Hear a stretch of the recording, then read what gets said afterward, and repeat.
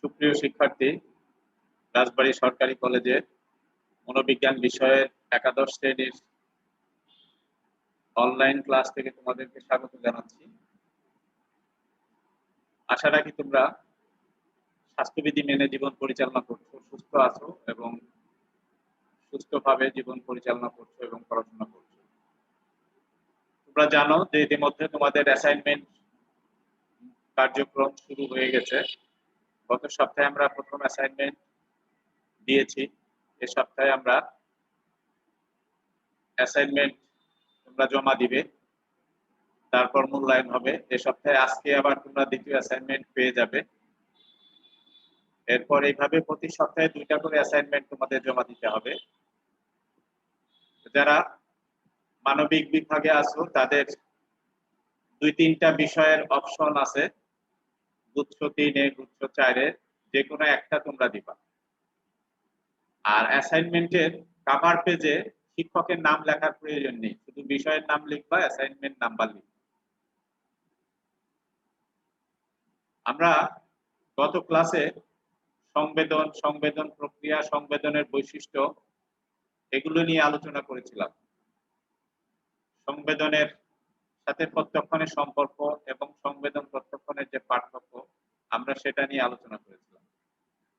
সুপ্রিয় শিক্ষার্থী, আজকে আমরা আলোচনা করব সংবেদন সীমা, সেন্সরি থ্রেশহোল্ড বলা হয়। সংবেদন সীমা বা সেন্সরি থ্রেশহোল্ড, এটাকে সংবেদন সমতলও বলা হয়। সংবেদন সমতল বলতে আমরা কি বুঝি?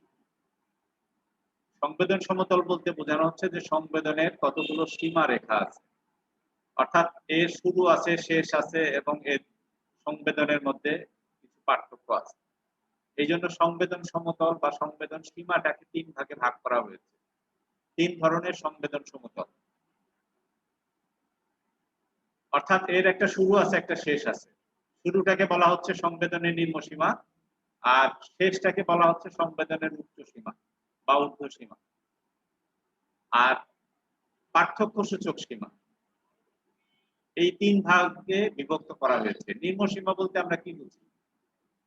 গ্রাইডার এবং তার সহযোগীরা বলেন, নিম্ন সীমা হলো একটি সংবেদন সৃষ্টির জন্য প্রয়োজনীয় ন্যূনতম পরিমাণ উদ্দীপনা। অর্থাৎ আমরা জানি যে সংবেদন হচ্ছে উদ্দীপক সম্পর্কে প্রাথমিক অনুভূতি। একটা উদ্দীপক সম্পর্কে প্রথম যে অনুভূতি, প্রথম যে ধারণা, সেটা হলো সংবেদন।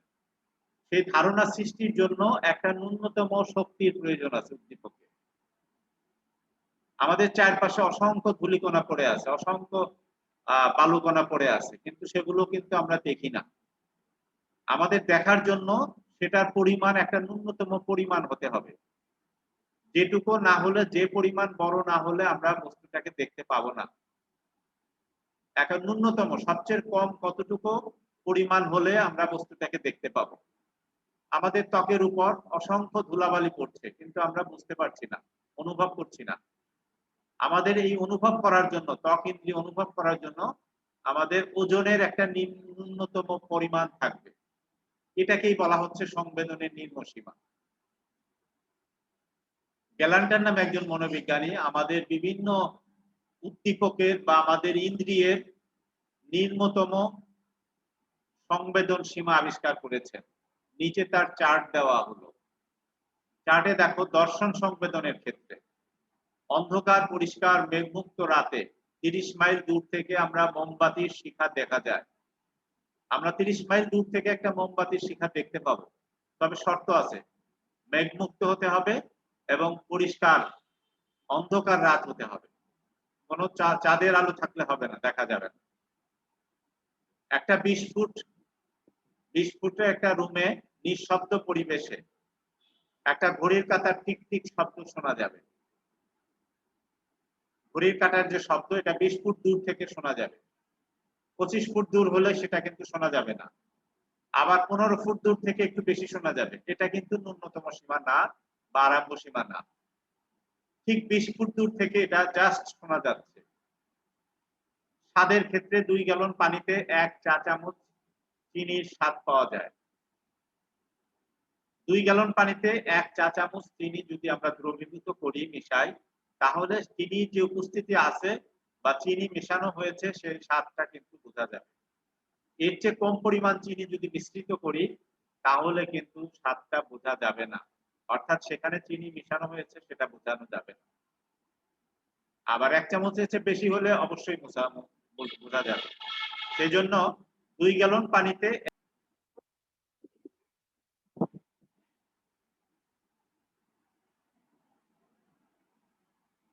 সুপ্রিয় শিক্ষার্থী, 6 কক্ষ বিশিষ্ট একটা কক্ষে 6 কক্ষ বিশিষ্ট একটা বাসায় 1 ফোঁটা সুগন্ধি ছড়িয়ে দিলে তার ঘ্রাণ সংবেদন পাওয়া যাবে। অর্থাৎ 1 ফোঁটার বেশি যদি দেওয়া হয় তাহলে বেশি সংবেদন পাওয়া যাবে। আর 1 ফোঁটার কম দিলে পাওয়া যাবে না। স্পর্শ সংবেদনের ক্ষেত্রে 1 সেন্টিমিটার দূর থেকে গালে একটি মৌমাছির পালক পড়ার স্পর্শ বোঝা যায়। এগুলো হচ্ছে সবই ন্যূনতম সীমা। অর্থাৎ এর চেয়ে কম পরিমাণে উদ্দীপক উপস্থাপন করলে আমাদের সংবেদন সৃষ্টি হবে না। এটা হচ্ছে নিম্ন সীমা। আর উচ্চ সীমা হচ্ছে যে সীমায় উদ্দীপকের তীব্রতা বৃদ্ধি করলে কোনো বাড়তি পার্থক্যসূচক সংবেদন সৃষ্টি হয় না। অর্থাৎ কোনো সংবেদন তৈরি হবে না। তাই হচ্ছে সংবেদনের উচ্চ সীমা। যেমন শব্দের তীব্রতা যখন 120 ডেসিবেলের বেশি হয় তখন শব্দ সংবেদন আর বৃদ্ধি পায় না। অর্থাৎ আমরা শুনতে পাই না, আমাদের কানে ব্যথা অনুভূত হয়। এটা হচ্ছে বজ্রপাতের যে শব্দ সেটা যদি কাছ থেকে হয় তাহলে সেটা 120 ডেসিবেলের বেশি হলে আমাদের কানে ব্যথা অনুভূত হয়। একটা জেট বিমানের যে শব্দ সেটা যদি আমাদের কানের কাছ দিয়ে যায় বা আমাদের খুব কাছ দিয়ে যায় সেটা 100 ডেসিবেলের মতো হয়। এরপরে 3 নম্বর হচ্ছে পার্থক্য সূচক সীমা। পার্থক্য সূচক সীমা হচ্ছে দুইটা উদ্দীপকের মধ্যে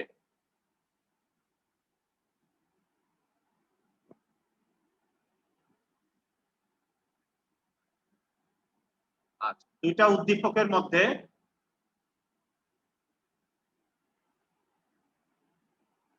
পার্থক্য সূচক সীমা হচ্ছে দুইটা উদ্দীপকের মধ্যে ন্যূনতম কতটুকু পার্থক্য থাকলে পার্থক্যটা আমরা নির্ণয় করতে পারবো, সেটা হচ্ছে পার্থক্য সীমা।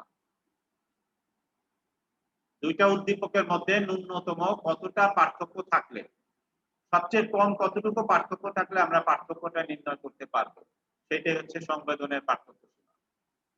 দুইটা ওজন আমরা দুই হাতে নেই, যদি একটা যদি 100 গ্রাম হয় আর একটা যদি 500 গ্রাম হয় আমরা সহজেই বুঝতে পারবো। কিন্তু একটা 100 গ্রাম একটা 101 গ্রাম, এক্ষেত্রে কিন্তু আমরা সহজে বুঝতে পারবো না। এরকম উদ্দীপকের পরিমাণ দুইটায় পার্থক্য আস্তে আস্তে বৃদ্ধি করলে একটা নির্দিষ্ট পরিমাণে গিয়ে দেখা যাবে আমরা পার্থক্যটা বুঝতে পারি। তবে এই পার্থক্য বুঝতে পারার পরিমাণটা হবে শতকরা 50 ভাগ। অর্থাৎ 10 বার যদি আমাকে জিজ্ঞাসা করা হয় 5 বার আমি বুঝতে পারবো আর 5 বার বুঝতে পারবো না। সেটাই হচ্ছে সংবেদনের পার্থক্য সীমা। সংবেদন সমতল 3 ধরনের। এরপরে আসছে সংবেদন সমতা, সেন্সরি অ্যাডাপ্টেশন বলা হয় এটাকে।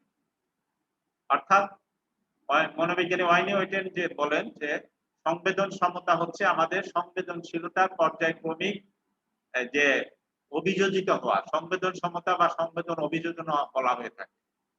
অর্থাৎ সংবেদনের সাথে নিজেকে, নিজের ইন্দ্রিয়টাকে অভিযোজিত হওয়া, সমতা রক্ষা করা বা মিলিয়ে যাওয়া, এটাকেই বলা হচ্ছে সংবেদন সমতা।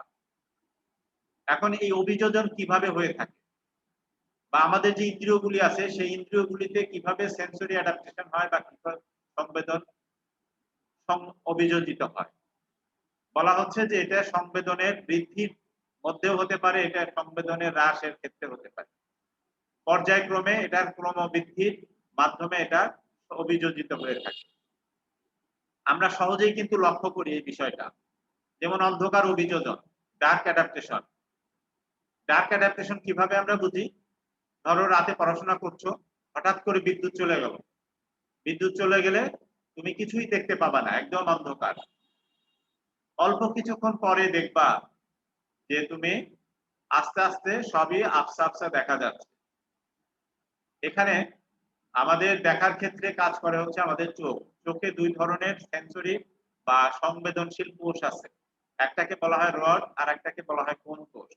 রড কোষ এন্ড কোণ কোষ। অন্ধকারের সাথে অভিযোজনের জন্য আমাদের রড কোষ কাজ করে থাকে, সক্রিয় হয়। আর আলোর সাথে দেখার জন্য, আলো অবস্থায় দেখার জন্য আমাদের কোণ কোষ সক্রিয় হয়ে থাকে। তা কোণ কোষ সক্রিয় ছিল এতক্ষণ ধরো আলো অবস্থায়, এরপর যখন অন্ধকার হয়ে গেল কোণ কোষ তখন ইনঅ্যাক্টিভ হয়ে গেল। কিন্তু কোণ কোষ ইনঅ্যাক্টিভ হওয়ার পর রড কোষ সক্রিয় হতে হতে একটা কিছু সময় লাগে। এই সময়টুকু আমরা কিছুই দেখতে পাই না। আস্তে আস্তে রড কোষ সক্রিয় হয় এবং অন্ধকারের সাথে আমরা অভিযোজিত হই। এইটা হতে সময় লাগে আমাদের প্রায় 30 মিনিটের মতো। বিজ্ঞানীরা আবিষ্কার করেছেন প্রায় 30 মিনিটের মতো সময় লাগে আমাদের এই অন্ধকারের সাথে অভিযোজিত হতে। এরপর আমরা অন্ধকারে পুরো পরিষ্কার দেখবো না, কিন্তু একটা আবসা আবসা দেখা যায়। কিন্তু প্রথম অবস্থায় কিছুই কিন্তু দেখা যায় না। ঠিক একইভাবে আলোক অভিযোজন। আবার কিছুক্ষণ পর অন্ধকারের পর হঠাৎ করে লাইট চলে আসলো। লাইট চলে আসলে কিন্তু প্রথমে আমাদের চোখে কিন্তু অন্ধকার দেখা যায়, মানে চোখ বন্ধ হয়ে যায়। এর কারণ হচ্ছে যে রড কোষ হচ্ছে তোমার অন্ধকারের সাথে অভিযোজিত ছিল, খাপ খাওয়ানো ছিল। আলো আসার সাথে সাথেই রড কোষের ইনঅ্যাক্টিভ হয়ে গেল। কিন্তু কোণ কোষ সেটা অ্যাক্টিভ হতে একটু সময় লাগে, সেজন্য আমাদের চোখ বন্ধ হয়ে যায়। তবে কোণ কোষ খুব দ্রুতই কিন্তু অভিযোজিত হয়ে থাকে এবং কোণ কোষ অভিযোজনের জন্য সময় লাগে হচ্ছে 10 মিনিটের মতো, 5 থেকে 10 মিনিট। তারপরে কিন্তু আমাদের চোখ খুলে যায় বা আমরা পরিষ্কার দেখতে পাই। তার আগে আমাদের চোখ বন্ধ বন্ধ হয়ে যায়। এইভাবে কিন্তু আমরা অন্ধকার অভিযোজন হয়ে থাকে, আমাদের আলো অভিযোজন হয়ে থাকে। একইভাবে আমাদের শব্দ অভিযোজন হয়ে থাকে। অর্থাৎ হঠাৎ করে যদি কোনো কোনো বাসায় ঢুকি, যে বাসায় হয়তো উচ্চ শব্দে গান বাজানো হচ্ছে, প্রথমে আমাদের কান বন্ধ হয়ে করে দিই আমরা 2 হাত। আস্তে আস্তে কিন্তু ওই পরিবেশের সাথে নিজেকে খাপ খাওয়াই। অর্থাৎ তারপরে কিন্তু আর এই উচ্চ শব্দের যে গান সেটা আমাদের খারাপ লাগে না। আমরা কান বন্ধ না করেই কিন্তু আমরা সেখানে অবস্থান করতে পারি। আমরা গন্ধ অভিযোজনের ক্ষেত্রে আমরা সহজেই দেখি যে একটা ময়লার ভাগাড়ের পাশ দিয়ে আমরা গেলে আমাদের নাক বন্ধ করি আমরা। অর্থাৎ প্রকট গন্ধ আমাদের নাকে এসে উদ্দীপনার সৃষ্টি করে, সংবেদন তৈরি করে। কিন্তু যারা এই ময়লার ভাগাড় পরিষ্কার করে দেখবা তারা কখনো নাক ধরে কিন্তু কাজ করে না। তার অর্থ হচ্ছে যে গন্ধের সাথে তারা অভিযোজিত হয়ে গেছে, তাদের কিন্তু এত গন্ধ লাগে না। আর একটা উদাহরণ দিচ্ছি, খুব সহজেই বুঝতে পারবা। সেটা হচ্ছে আমরা যখন বের হই, বেশ সেজে টেজে বের হই, তখন আমরা পারফিউম লাগাই। প্রথম পারফিউম যখন নেই তখন কিন্তু আমাদের নাকে কিন্তু পারফিউমের যে ঘ্রাণটা সেটা ধরা পড়ে। কিন্তু একটু পরে আমরা যখন বাইরে যাই তখন কিন্তু আমার নিজের গায়ের যে পারফিউমের যে ঘ্রাণ সেটা কিন্তু আমরা বুঝতে পারি। কিন্তু আমার পাশ দিয়ে যে যাবে সে কিন্তু ঘ্রাণ পাবে। তার অর্থ হচ্ছে যে এই গন্ধের সাথে আমার অভিযোজন হয়ে গেছে, আমার নাকে আর গন্ধ লাগবে না। ঠিক একইভাবে স্বাদের ক্ষেত্রেও কিন্তু এই অভিযোজন হয়ে থাকে। প্রথমে হঠাৎ করে একটু ঝাল জিহ্বায় লাগলেই কিন্তু অনেক বেশি ঝাল মনে হবে, কিন্তু কোনো ঝাল বস্তু খেলে আস্তে আস্তে কিন্তু সেটা সহনীয় পর্যায়ে যাবে বা অ্যাডজাস্ট হয়ে যাবে, অ্যাডাপ্টেশন হয়ে যাবে। এই হচ্ছে আমাদের সংবেদন সমতল এবং সংবেদন সমতা। দুইটা কিন্তু কাছাকাছি, সমতল সমতা, কিন্তু দুইটা অনেক পৃথক জিনিস বা ভিন্ন জিনিস। সংবেদন সমতল হচ্ছে সংবেদনের সীমা, আর সংবেদন সমতা হচ্ছে সংবেদন অভিযোজন। এটা খেয়াল করতে হবে। এরপরে আসছি আমরা প্রত্যক্ষণ। সংবেদনের সাথে প্রত্যক্ষণ অত্যন্ত ঘনিষ্ঠভাবে সম্পর্কিত। আমরা সংবেদন আলোচনা করতে গিয়ে আমরা বলেছি কিন্তু সংবেদন প্রক্রিয়াটা কিন্তু সংবেদন সৃষ্টি হয়ে থেমে যায় না, এটা চলমান প্রক্রিয়া এবং এটা প্রত্যক্ষণ তৈরি করে তারপর এটার শেষ হয়।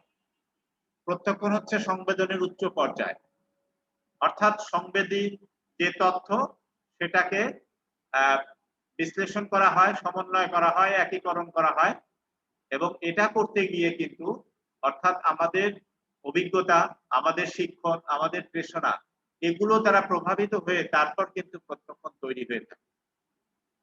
প্রত্যক্ষণ কিন্তু সংবেদনের মতো আপনা আপনি তৈরি হয় না। সংবেদন যে তথ্য, সংবেদী তথ্য, সেটা বিশ্লেষণ করে, সেটাকে সমন্বয় করে, অভিজ্ঞতার সাথে মিলিয়ে, আমাদের চাহিদার সাথে মিলিয়ে এবং আমাদের শিক্ষণের সাথে এটা সমন্বয় করে তারপর কিন্তু আমাদের প্রত্যক্ষণ সংগঠিত হয়। বস্তুটাকে তখন আমরা প্রত্যক্ষণ করে থাকি, অর্থাৎ বস্তুটার সুনির্দিষ্ট রূপ সুনির্দিষ্টভাবে আমরা চিহ্নিত করে থাকি। আমরা বলেছি যে সংবেদনের অর্থবোধ এবং সংবেদনের ব্যাখ্যা করতে পারা, সংবেদী তথ্যটাকে সুনির্দিষ্টভাবে চিনতে পারা, সুনির্দিষ্টভাবে বুঝতে পারা, সুনির্দিষ্ট ধারণা লাভ করার নামই হচ্ছে প্রত্যক্ষণ। একটা বস্তুকে আমরা কখন ব্যাখ্যা করতে পারবো? যখন বস্তুটা সম্পর্কে বিস্তারিত জানবো। শুধু জানলাম যে এটা একটা ফল, কি ফল সেটা জানি না, তার রং কি তাও জানি না, খেতে কিরকম সেটাও জানি না, তাহলে এটা কিন্তু প্রত্যক্ষণ হবে না, এটা হবে সংবেদন। একটা বস্তু বা তার কাঠামো আমরা জানছি, কিন্তু তার যে বৈশিষ্ট্যগুলো সেগুলো সম্পর্কে যদি আমরা সুনির্দিষ্ট না জানি তাহলে ব্যাখ্যা করতে পারবো না। তাহলে সংবেদনকে ব্যাখ্যা না করতে পারলে সেটা প্রত্যক্ষণ পর্যায়ে পৌঁছায় না। আর এই প্রত্যক্ষণ পর্যায়ে পৌঁছানোর জন্য বলা হচ্ছে সংবেদন সৃষ্টি হবে, তারপর অভিজ্ঞতা, তারপর সেটা প্রত্যক্ষণের রূপ। অভিজ্ঞতা হতে পারে, শিক্ষণ হতে পারে, এখানে পেশনা হতে পারে, অর্থাৎ সংবেদনকে অভিজ্ঞতার সাথে মিলিয়ে আমাদের প্রত্যক্ষণ সৃষ্টি হয়। প্রত্যক্ষণের কতগুলো বৈশিষ্ট্য আছে, এই বৈশিষ্ট্যগুলো আলোচনা করলে প্রত্যক্ষণ সম্পর্কে আমাদের একটা ধারণা মোটামুটি পরিষ্কার হবে, আশা করা যায়। 1 নম্বর হচ্ছে প্রত্যক্ষণের উদ্দীপকের অপরিহার্যতা। উদ্দীপকের অপরিহার্যতা অর্থাৎ উদ্দীপক অবশ্যই থাকতে হবে। প্রত্যক্ষণ সৃষ্টির জন্য উদ্দীপক উপস্থিত অবশ্যই থাকতে হবে। তবে ভ্রান্ত প্রত্যক্ষণ, মৌলিক প্রত্যক্ষণ নামে এক প্রত্যক্ষণ আছে, আমরা পরে বিস্তারিত আলোচনা করব। সেখানে কিন্তু উদ্দীপকের উপস্থিতি ছাড়াই আমাদের প্রত্যক্ষণ সংঘটিত হয়ে থাকে। সেটা এক ধরনের বিভ্রান্তি, এক ধরনের ভ্রান্ত ধারণা, সেটা আমরা পরে আলোচনা করব। তবে আমরা এখন এটুকুই জানবো যে প্রত্যক্ষণ সংগঠনের জন্য উদ্দীপকের উপস্থিতি মাস্ট, উদ্দীপক অবশ্যই উপস্থিত থাকতে হবে। ইন্দ্রিয় উদ্দীপক উপস্থিত না থাকলে সেটা সংবেদন তৈরি হবে না, আর সংবেদন তৈরি না হলে সেটা প্রত্যক্ষ পর্যায়ে পৌঁছাবে না। নির্বাচনমুখিতা, এটা বলতে কি বোঝানো হচ্ছে? নির্বাচনমুখিতা বলতে বোঝানো হচ্ছে যে সংবেদী তথ্য থাকবে অনেক, কিন্তু সবগুলো সংবেদী তথ্যকে প্রত্যক্ষণের রূপ নেয় না। সবগুলি সংবেদনের উপাদান কিন্তু প্রত্যক্ষণের রূপ নেয় না। সংবেদনের উপাদান থেকে নির্দিষ্ট কিছু উপাদানকে আমরা প্রত্যক্ষণের পর্যায়ে নিয়ে যাই এবং সেটা নির্বাচন করে আমরা প্রত্যক্ষণ পর্যায়ে নিয়ে যাই বা প্রত্যক্ষণ পর্যায়ে যে যায়, এটাকে বলা হচ্ছে নির্বাচনমুখিতা। প্রত্যক্ষণের অসংখ্য উপাদানগুলো থেকে নির্দিষ্ট সংখ্যক উপাদান নির্বাচন করে আমরা প্রত্যক্ষণ সংঘটিত হয়, এই প্রক্রিয়াটাকেই বলা হচ্ছে নির্বাচনমুখিতা। আমরা অনিচ্ছাকৃত বা যে সে উপাদান বা সবগুলো উপাদানই একত্রে প্রত্যক্ষিত হয় না। 3 নম্বর হচ্ছে সংগঠন প্রবণতা, অর্থাৎ আমরা যে প্রত্যক্ষণ করে থাকি সেখানে একটা সংগঠন প্রবণতা কাজ করে থাকে, অর্থাৎ উদ্দীপকের যে তথ্য সেটা আসে এলোমেলো, বিচ্ছিন্ন, আলাদা আলাদা ভাবে। এই আলাদা আলাদা উদ্দীপনার তথ্য, উদ্দীপকের তথ্যটাকে আমরা একত্রিত করি, সমন্বিত করি, সংগঠিত করি, করে বস্তুটার একটা অবয়ব হিসাবে আমরা প্রত্যক্ষণ করে থাকি। বিজ্ঞানীরা আবিষ্কার করেছেন যে আমরা একটা মানুষ যখন দেখি তখন মানুষের চোখ, কান, মুখ, নাক, হাত, প্রত্যেকটা অর্গান আলাদাভাবে আমাদের সংবেদন তৈরি করে, কিন্তু এই আলাদা সংবেদী তথ্যটাকে আমরা মানুষ হিসাবে প্রত্যক্ষণ করে থাকি, সংগঠিত করে আমাদের অতীত অভিজ্ঞতা, আমাদের শিক্ষণ, এগুলো দ্বারা সমন্বিত করে সংগঠিত করে আমরা এটাকে একজন মানুষ হিসাবে প্রত্যক্ষণ করি। এটাই হচ্ছে সংগঠন প্রবণতা। 4 নম্বর হচ্ছে অপরিবর্তনীয়তা, অর্থাৎ একজন মানুষকে আমি যদি দাঁড়ানো অবস্থায় দেখলেও একজন মানুষ হিসাবে প্রত্যক্ষণ করব, বসা অবস্থায় দেখলেও কিন্তু আমরা একজন মানুষ বা পরিচিত ব্যক্তি হিসাবে প্রত্যক্ষণ করব। একজন পরিচিত ব্যক্তি বা পরিচিত একটা জিনিস আমি ডান দিক থেকে দেখলেও যেভাবে দেখবো, বাম দিক থেকে, অর্থাৎ বস্তুটার অবস্থার পরিবর্তন হলেও আমাদের প্রত্যক্ষণ অপরিবর্তনীয় থাকবে। এটাই হচ্ছে প্রত্যক্ষণের অপরিবর্তনীয়তা। গভীরতা, গভীরতা বলতে বোঝানো হচ্ছে ত্রিমাত্রিকতা। আমাদের চোখ হচ্ছে দ্বিমাত্রিক বিশিষ্ট, কিন্তু দ্বিমাত্রিক বিশিষ্ট চোখ আমরা দ্বারা কিন্তু আমরা ত্রিমাত্রিক বস্তু প্রত্যক্ষণ করে থাকি, অর্থাৎ দৈর্ঘ্য, প্রস্থ এবং গভীরতা বা উচ্চতা প্রত্যক্ষণ করে থাকি। এটা আমাদের প্রত্যক্ষণের যে বৈশিষ্ট্য, প্রত্যক্ষণের যে আমাদের যে সংগঠন প্রবণতা, আমাদের এই প্রত্যক্ষণ বৈশিষ্ট্যের কারণে কিন্তু আমরা দ্বিমাত্রিক বস্তুটাকে ত্রিমাত্রিক হিসাবে প্রত্যক্ষণ করে থাকি। এবং গভীরতা প্রত্যক্ষণ সম্পর্কে আমরা বিস্তারিত পরে আলোচনা করব। শুধু এটুকুই জানো যে আমরা আমাদের চোখ হচ্ছে দ্বিমাত্রিক, সেই চোখ দিয়ে আমরা ত্রিমাত্রিক বস্তু প্রত্যক্ষণ করি। কিভাবে করি? আমাদের এই প্রত্যক্ষণের সংগঠন প্রবণতা বা প্রত্যক্ষণের যে বৈশিষ্ট্যগুলো আছে সেগুলোর সহায়তায় আমরা দ্বিমাত্রিক বস্তুটাকে ত্রিমাত্রিক হিসাবে প্রত্যক্ষণ করে থাকি। প্রত্যক্ষণের গতিশীলতা, অর্থাৎ গতিশীল বস্তু আমরা কিভাবে প্রত্যক্ষণ করি। আমরা চলমান একটা গাড়ি, চলমান একটা ট্রেন আমরা কিভাবে প্রত্যক্ষণ করি, সেটাই হচ্ছে প্রত্যক্ষণের গতিশীলতা। আবার আমরা ট্রেনে যখন যাই তখন দেখবা যে দূরের যে গাছপালা সেগুলো গতিশীল মনে হয়, কিন্তু বাস্তব কি? বাস্তব গাছপালাগুলো কিন্তু গতিশীল না, ট্রেন গতিশীল। কিন্তু আমরা ট্রেনে বসে আছি, আমাদের কাছে মনে হয় যে গাছপালাগুলো গতিশীল, দূরের গ্রামগুলো গতিশীল। এটাই হচ্ছে প্রত্যক্ষণের গতিশীলতা। পটভূমিকা, আমরা যে কোনো বস্তু দেখি না কেন, যেমন ধরো এই যে আমি ক্লাস নিচ্ছি, আমার যে ছবিটা, এই ছবিটা একটা পটভূমির প্রেক্ষিতে ছবি হিসাবে কিন্তু এখানে প্রত্যক্ষণ হচ্ছে।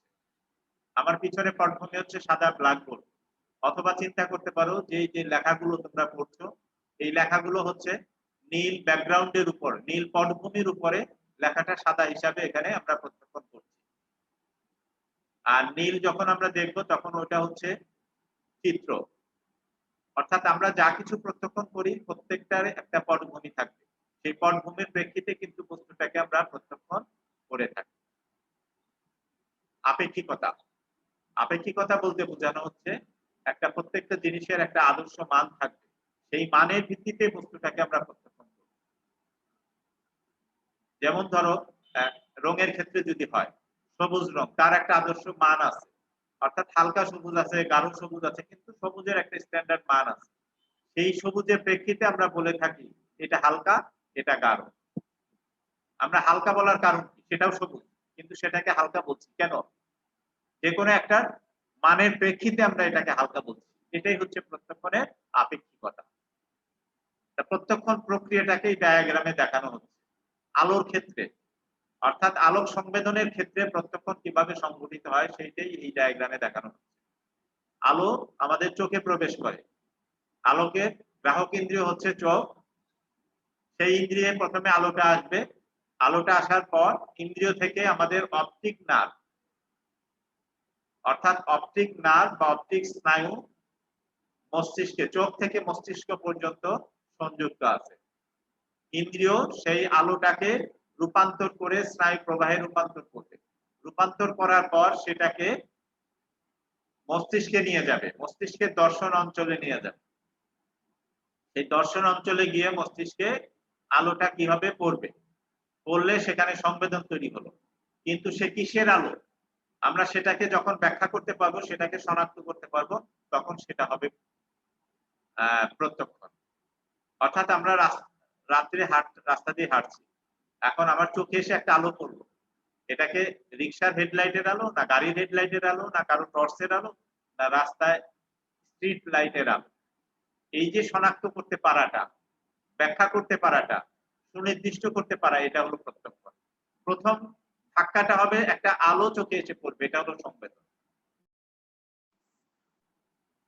আজকে এ পর্যন্তই। আমরা প্রত্যক্ষণের ধারণা, প্রত্যক্ষণের বৈশিষ্ট্যগুলো আলোচনা করলাম। আগামী ক্লাসে আমরা প্রত্যক্ষ সংগঠন এবং এর নীতি সমূহ আমরা বই থেকে পড়বা, এবং